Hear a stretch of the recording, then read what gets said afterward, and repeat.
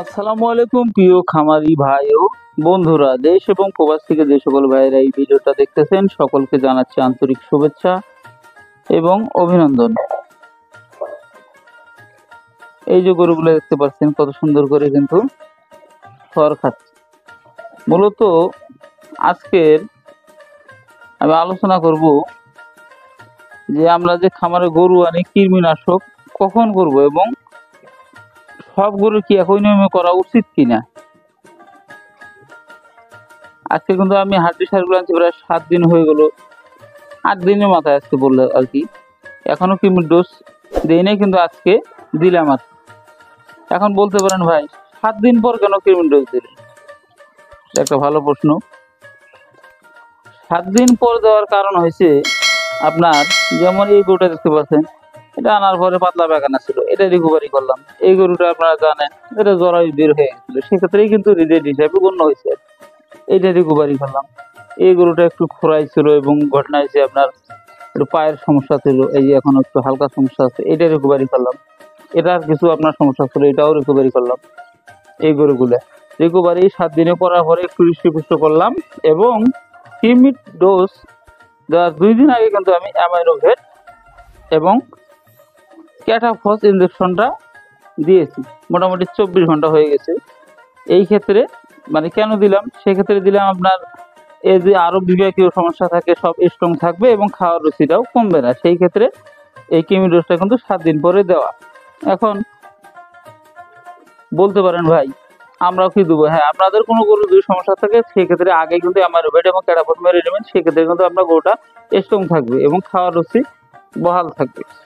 এখন বলতে পারেন আপনি কোনটায় কোন ডোজ দিলেন। যেমন এই গরুগুলো সাধারণত কৃমির ডোজ কিন্তু আপনি একটা ট্যাবলেট রেনাডেক্স দেন বা এলটিভেট দিয়ে দেন, যা যে কোনো কোম্পানির খারাপ বলার কোনো এখতিয়ার কিন্তু আমার নাই। আমি বরাবর রেনাডেক্সটা দিয়ে থাকি, রেনাডা কোম্পানির। যেমন এই গরুটা আপনার কৃমির ডোজ হিসেবে কিন্তু 1.5টা দিলেই হয়, সেক্ষেত্রে কিন্তু আমি 3টা দিলাম। এখন প্রশ্ন করতে পারেন ভাই 3টা কেন দিলেন? কারণ ওভার ডোজ না দিলে জীবনে কৃমি মরে না আর কি। সেটা আমার অভিজ্ঞতা, এটা মানুষে কি বলে না বলে ওটা আমার দেখার বিষয় না, আমি যা ব্যবহার করি তাই।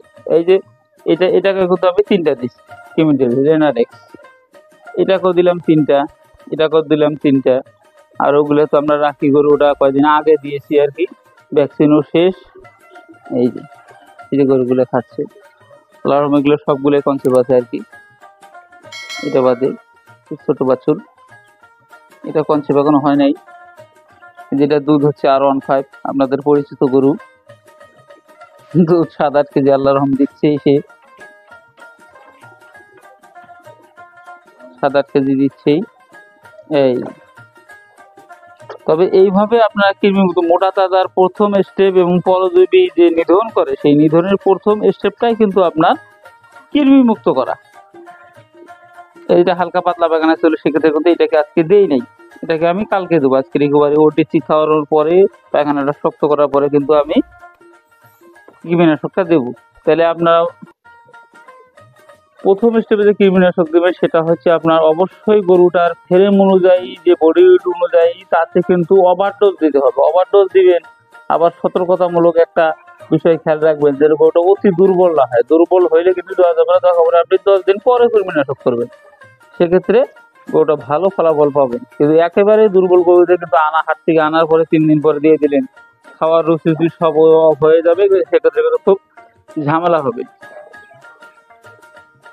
সকলে আমার জন্য দোয়া করবেন, আমার চ্যানেলটি পাশে থাকবেন, সাবস্ক্রাইব করবেন, শেয়ার করবেন, ভালোবাসবেন। নিত্য নতুন যা ঘটনা আছে আপনাদের উপকার ছাড়া ক্ষতি করার কোনো মনোভাব বা মিথ্যা প্রলোভন বা এই ধরনের কিছু আমি দেখাবো না। আমি কিন্তু কোনো মেডিসিনও বিক্রি করে থাকি না অনলাইনে। সকলে দোয়া করবেন আমার জন্য। আসসালামু আলাইকুম।